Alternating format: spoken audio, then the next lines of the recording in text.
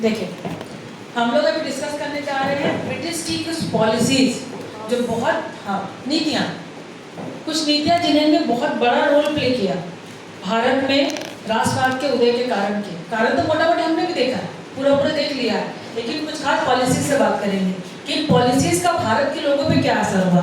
सबसे पहला जो था इंडियन सिविल सर्विस, जिसको आज यूपीएससी बोलते हैं या आईएएस इसके थ्रू बनते हैं, है ना, इंडियन एडमिनिस्ट्रेटिव सर्विस, इसी को बोला जाता था इंडियन सिविल सर्विस।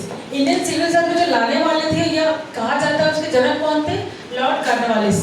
नाम सुना है? कॉर्नवालिस का नाम बार बार पूछता है कि भारत में सिविल सेवा की शुरुआत किसने की थी? लॉर्ड कॉर्नवालिस ने की थी। ठीक है, अब इसमें कुछ आज भी देखिएगा कि यूपीएससी में एज लिमिट है ना, है कि नहीं है? कितना है अभी? मान लीजिए ना 35 साल है, 37 है, 32 है, जनरल ओबीसी नेक्स्ट कैटेगरी, ठीक है, ये एज हो गया। उस वक्त जो लॉर्ड कॉर्नवालिस जब स्टार्ट किया था तो मैक्सिमम एज था 21 इयर्स,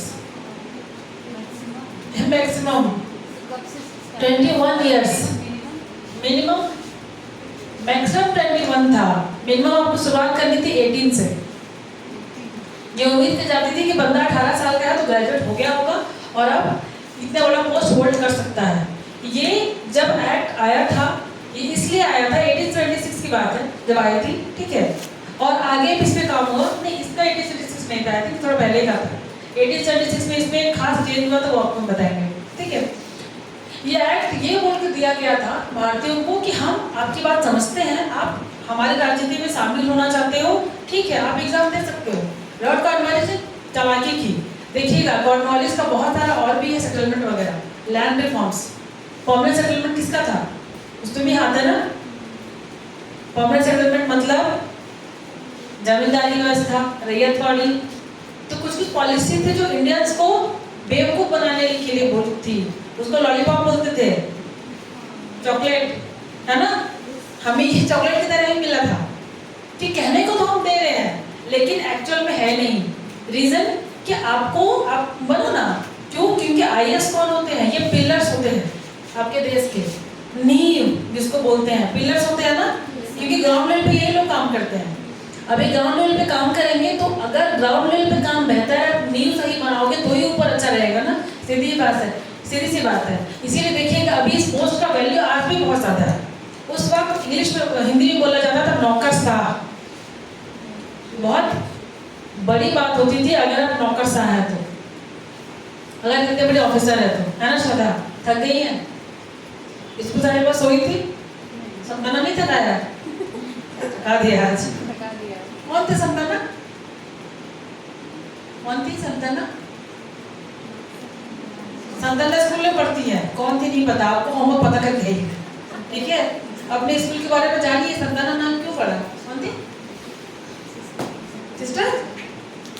सिस्टर थी, बस सिस्टर थी, ठीक है, पता रखिए। तो अब इसमें कंडीशन क्या थे देखिएगा। पहला चीज, एग्जाम इंग्लिश में होगा, केवल इंग्लिश में, क्यों? बाहर तो इंग्लिश आती कहाँ है। दूसरा, एग्जाम कहाँ होगा? इंग्लैंड में, क्योंकि भारत में एग्जाम के लिए भेज दिए सब, हमारे यहाँ एग्जाम दो, ठीक है।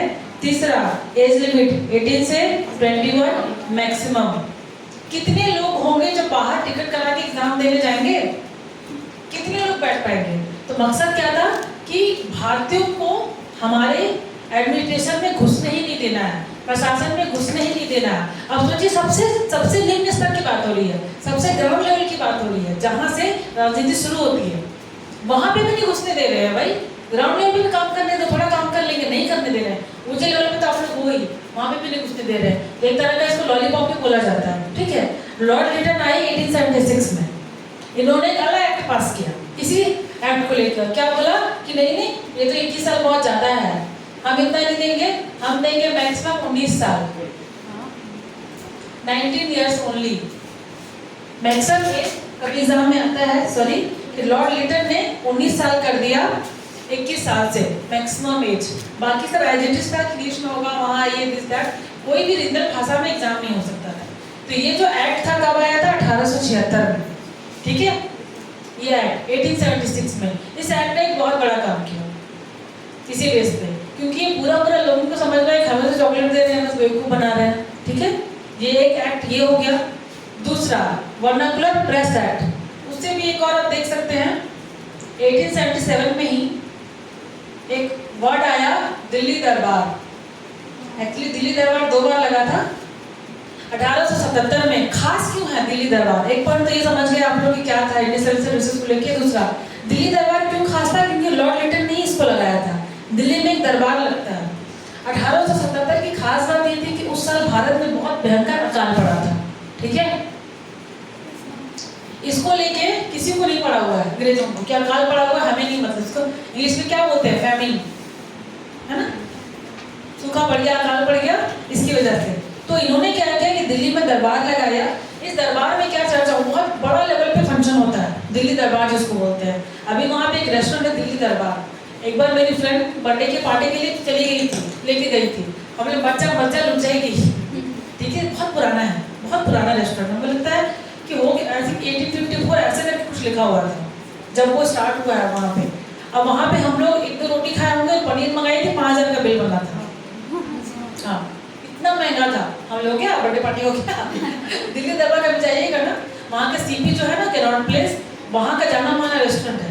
वहाँ पे कोई रेस्टोरेंट में नहीं घुसने का, फुटपाथ में खाइए, बहुत महंगा, बहुत कॉस्टली है, घुसना ही नहीं है। अक्सर हमें पता नहीं होता, घुस जाते हैं। तो वहाँ पे देखिए, वहीं पे दिल्ली में जहाँ पे कैनॉट प्लेस है ना, ज़्यादातर बीच का जगह है, काफ़ी अच्छा है। कैनॉट प्लेस के नीचे पूरा नगर पालिका बाजार है, पालिका बाजार जिसको बोलते हैं। ऊपर रोड है, नीचे उतने बड़े एरिया बाजार और ऊपर सीपी है, चारों तरफ से बिल्डिंग बने हुए हैं, ब्लॉक। अक्सर देखिएगा, कभी जाइएगा तो अच्छा लगेगा आपको, ऊपर पार्क भी है। तो दिल्ली दरबार में क्या हो रहा था, ये बात की जा रही थी कि क्योंकि हमारी महारानी तो विक्टोरिया है, कौन गया है? हाँ, देखिए सीपी का सबसे अच्छा चीज़ है वहाँ के इयरिंग्स। इतने मॉडर्न इयरिंग्स नहीं मिलेंगे पूरे इंडिया में जितना कैनॉट प्लेस में मिलता है।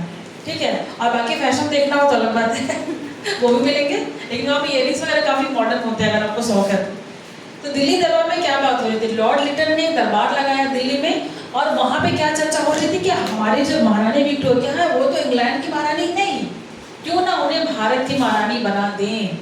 ठीक है, अकाल पड़ा हुआ है, उससे कोई मतलब नहीं है। दरबार में क्या चर्चा हो रहा है कि महारानी विक्टोरिया को भारत की महारानी बनाने का।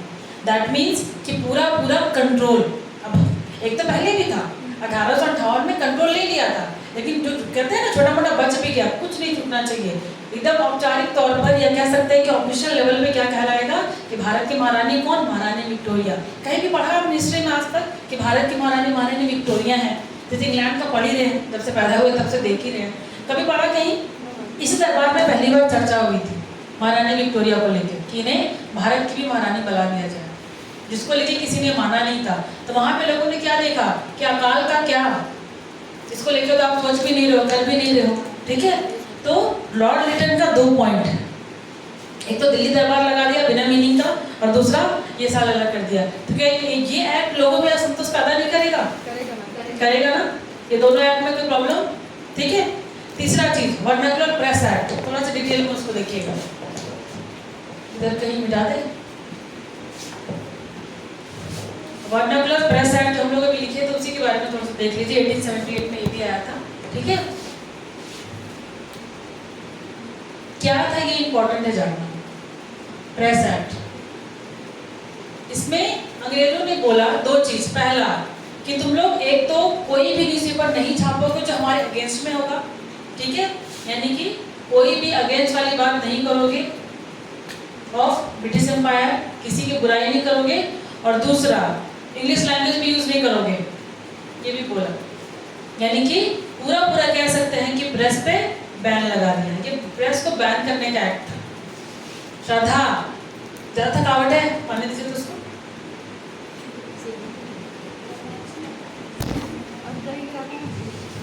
जब नींद आए तो मीठा खाने का, चॉकलेट चाहिए? नहीं, रात में जगती है, कहीं को हो